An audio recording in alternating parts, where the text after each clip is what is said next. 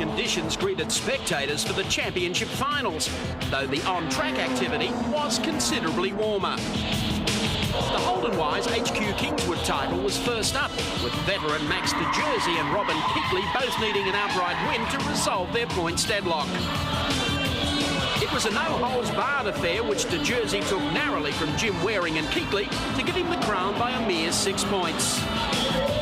7 drivers stood to win the Goodyear AUSCAR Championship.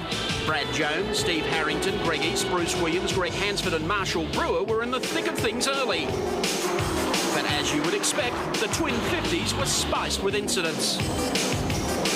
This accident saw Hansford very much the ham in the sandwich as 3 cars tangled through the tri-oval.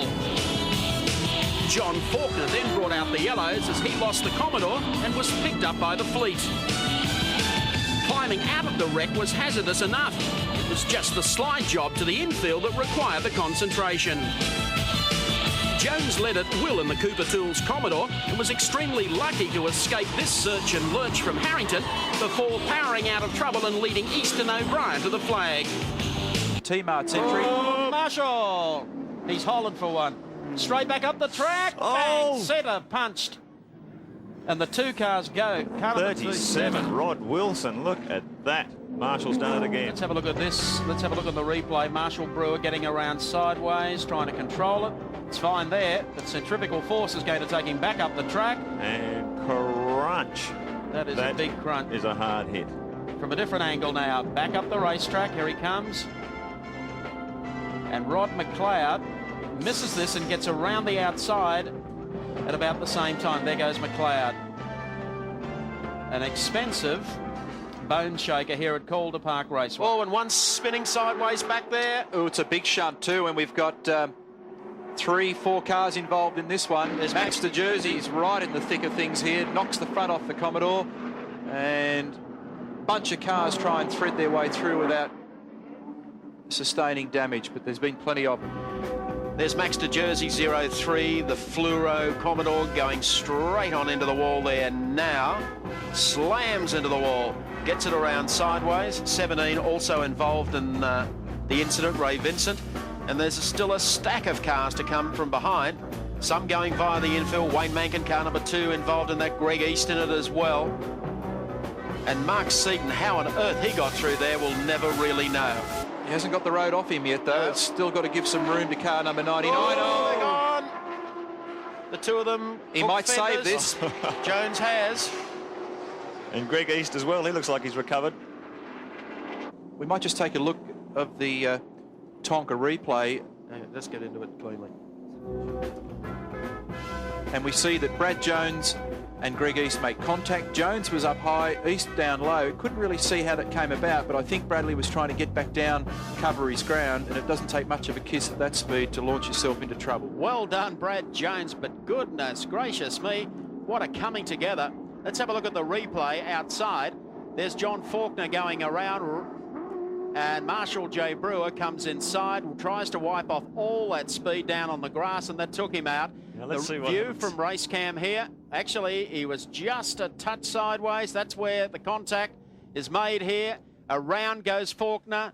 Jones into the side of him. Jones branches off, goes via the infield, gets back out into the racetrack, and at least finishes the contest. A touch between Grace and Allison's Buick saw Ginger and the Fosters' Oldsmobile test the tri-oval infield at a rapid rate. True to form, Grace came back through the field to catch the leaders, only to have his brakes fade. But he pressed on. What was to follow, old-timers say was inevitable. This pile-up accounted for at least 6 cars. Grace was last one in, first one out in an ambulance. Geez, Elliott went in hard that time. We've got Walter Giles is involved. Wyatt Earp, the 1V, has also hit the wall down the front straight away in the 22 car. And one coming straight across into the pits, looks like the 11 car out of Tasmania. And that, of course, brings out the yellow flags yet again as we take our replay. It all happened up here, involved Walter Giles. I think it was Oliver also involved in that. Wyatt Earp, the 4th. You can see there the yellow car in the middle of the pavement. These two with Walter Giles in the 91 car, gouging each other through the infield. They didn't have to go too far for a pit stop. Yellow flags are out at Calder Park Thunderdome. They've got some sheet metal to try and fix in the pit area. Behind them, there's 3 of them, or 4 of them up into the wall.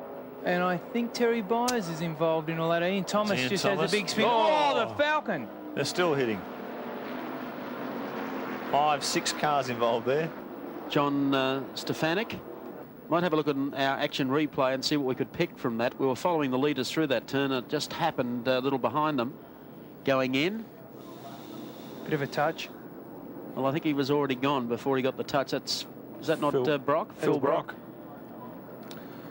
Now, Byers up high. He's about to get it. So at this stage, there's only 2 cars involved, but there's no road up there.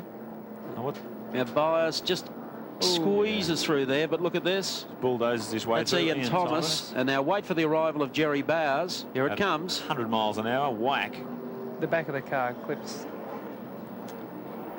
And will lose out of that. He gets it sideways and he connects with O'Brien as they go down the back straight. Kim Jane goes via the grass, trying to avoid contact with the wall. He did it. He did it. Kim did a fine job. Last turn, checkered flag coming out. They're going to wave this one off, and that will take the flag. It goes to Terry Fisher of the United States. Let's have a look at the action replay and see what happened. As you can see, they tangled on the back straight. George Elliott was in there, Charlie O'Brien. Now, about this time, Kim Jane has got very little to go, and he's gone for the grass.